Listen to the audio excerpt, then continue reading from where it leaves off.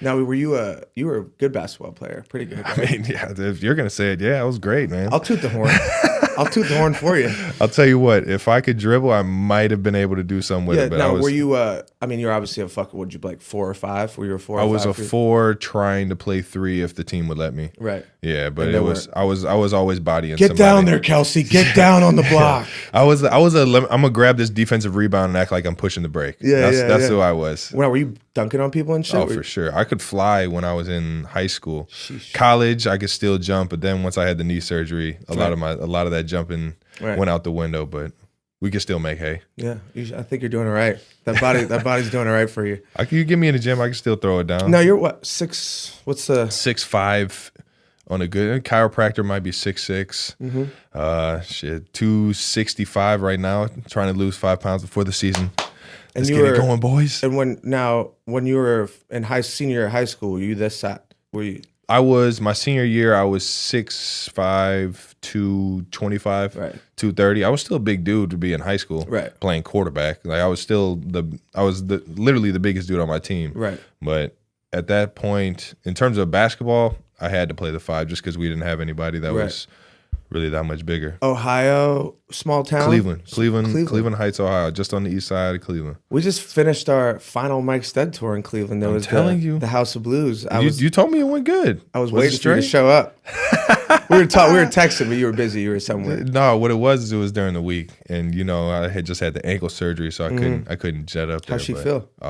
Fantastic. Ready to rock. Yeah, man. I've been itching at it, man. They've been holding me on ice all off season. Haven't been able to get any work in, get any competitiveness going, and Feel you. I'm just ready to get out there Pent and up cut it and loose. ready to rock. Yeah, and we got a whole new defense, man. And I've seen that. So Yeah. you guys are gonna have a real chance. I'll tell you what, man. I mean, obviously you did last year as well, but Yeah, and I mean, you can't put it all on the defense. We played like crap in the first half of that Right. NFC championship or the AFC championship game, but going into that, like the defense saved our tail that first half.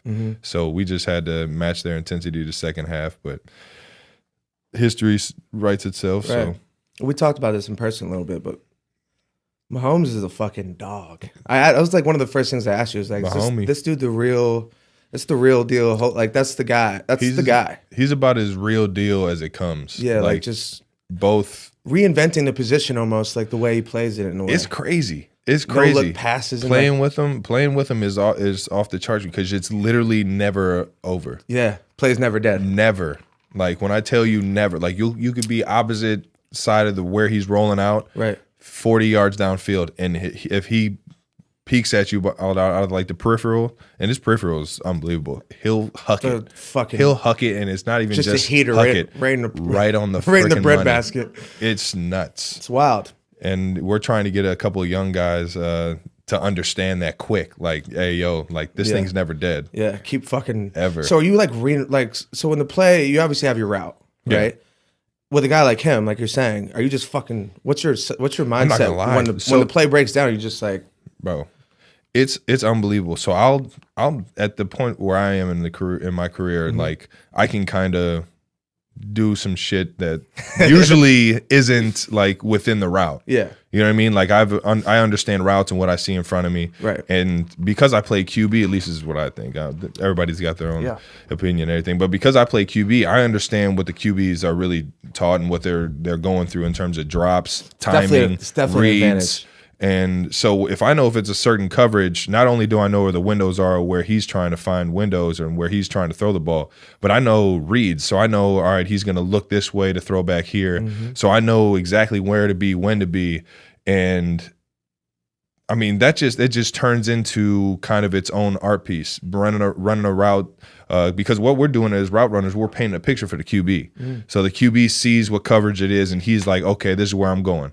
Let me look over here. Like if it's Picasso, all right, the nose is over by the ear. All right, here we go. Boom. Right on the Crazy. money. You know what I mean? So Crazy. it's like, it seemed like you guys created like a little bit of like a telepathy where like you kind of, I mean, for especially sure. last year, For sure. you fucking set the record, and then some other motherfucker beat it like 7 minutes later. Kittle was rolling. They were just Yeah. feeding him that last Yeah, game. for sure. He was But rolling out. we He's a had dog talked too, about though, that. man. Like you guys were celebrating in a box, and then the same game, right? Fuck that Before guy. my game was even over. Crazy, but an incredible fucking year. I It feels like appreciate you that. guys had that's kind of what you guys have already, which is kind of rare. It's not like you guys been playing for fucking 10 seasons. Yeah.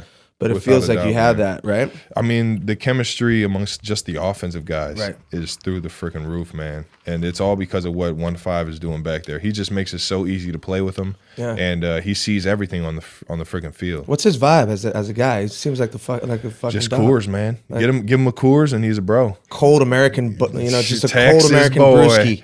Just Love that. Texas bread. And Yeah. Speaking of brews, you've been fucking crushing the off season when you get your opportunity to chug a brewski. You think? I mean, sending it makes me proud. It made it comes across my timeline, and it just warms my heart. I love that's my guy right there, just fucking dogging him. Where were you? The Final Four, everywhere, man, everywhere. He said There's, everywhere. For whatever reason, I decided to go everywhere with Mahomes, and sure enough, Yeah. Final Four, Texas Tech, they had to show Mahomes, Of course. So I made a little play. Made a I little was like, you know splash. what? I'll just go ahead and double fist, and like whenever they have a big bucket, Yeah. I'll just go ahead and chug a few, and eventually I'll get on there. See, what happened was the NFL switched it up so that we're allowed to get sponsored by alcoholic beverages now. Really? Yeah. I think it's beer. I'm not sure if it's anywhere else, but yeah, chug away. Chug away, Exciting. boys. Exciting. It's the exciting news. It's for always this a money move. It's always a money move behind it all. For You sure. already No, know. I wanted to bring that up too. I see you're getting into this space now where, what do you have? Another year before you have a contract year? I think I got 3. So including this year, I got 3. Okay. So- So you have I see the alignments with brands happening though. That's obviously, I mean, when I talk to athletes, they talk about this a bunch. Trying to get to a point where you're just stashing your football money. You know what I mean? Yeah, Making all that's the the bread biggest off. thing. That's yeah. what I mean. That's the main focus, at least with me, is that don't ever touch any of the football money. Right. You know what I mean? And fortunately, I've been in a situation to where I've been able to do that.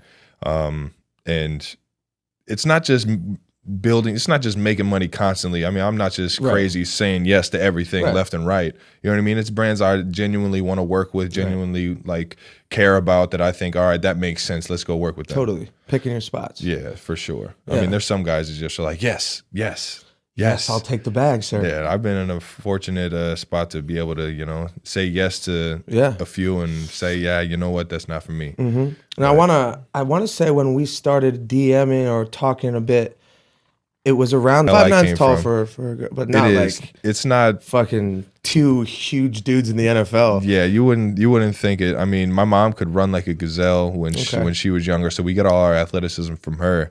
But in terms of the Interesting. mind, my dad could just sit there and ramble off Jeopardy all day. Like his intellect and his ability to absorb information and be able to artistically be able to kind Interesting. of deliver it. I mean, it's impressive. But we definitely got the best of both worlds in that aspect. Yeah, Obviously, there's plus and minuses what you get from your parents, right? And you as you grow, you get to figure out what those are and everything. So, For sure.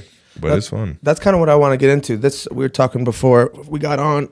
The idea of this really is just like I try to have people with stories come on here and just share it, and I kind of with a focus on psyche, and just I know you've been through certain hardships. Just your story. You're from a small town, you know, and it's kind of been the hometown team where we went to play it with Cincinnati, Cincinnati, yep. and you're a quarterback. Yeah, QB.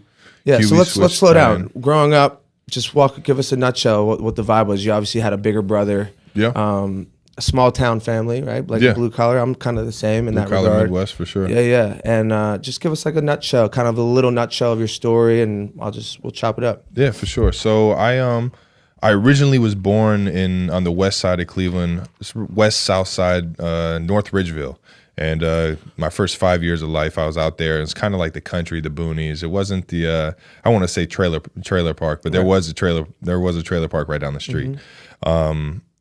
It was a interesting vibe. I mean, don't get me wrong. I was very fortunate my entire life. My parents put me and my brother first towards everything. Like my dad got put in a whole lot of debt because he always chose us and gave us as much as he could through it all, which I am so thankful for. And moving forward, once I moved to Cleveland, North Ridgeville is predominantly white, country, white kids.